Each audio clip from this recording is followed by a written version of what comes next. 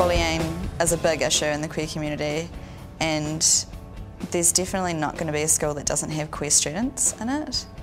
The sign that there's no students in a school that are out is a sign that that school needs to do something, because they'll be there, they just won't be out because they don't feel safe.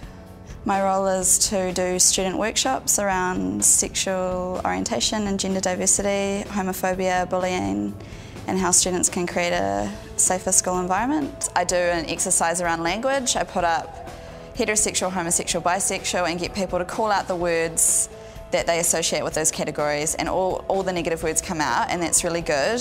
Destigmatises everything, gets people comfortable, and then we can go through the words. But sometimes I've had people go crazy with all the negative words, and they're really getting into it, and they're not grasping the idea that this is showing that there's a lot of negative words. They're really getting into saying those negative words, and that can be a really hard thing to facilitate.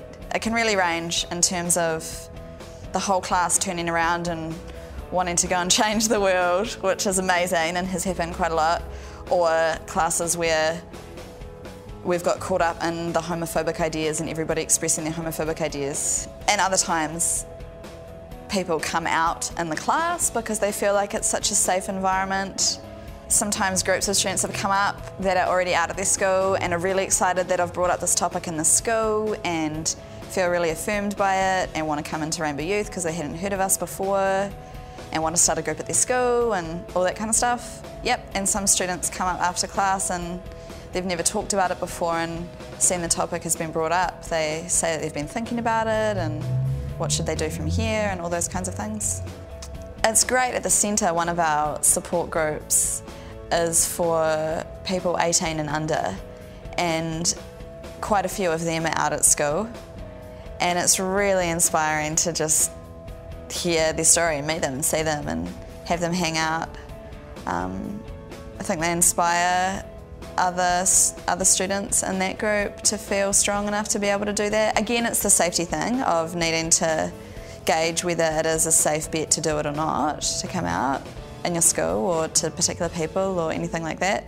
But yeah, it's definitely, the rates are getting higher and higher of people that are coming out at their school. Having a group at the school combats a whole lot of stuff around not talking about it, it not existing, it not being acknowledged. So it combats all of that. It combats isolation. It combats students being ostracised, and it empowers the students and also gives them a lot of leadership skills because they're facilitating a group. Some schools are really resistant to students starting a group, even when the students are really wanting it to happen and have applied. Some schools say no, which is a really big problem in terms of student rights.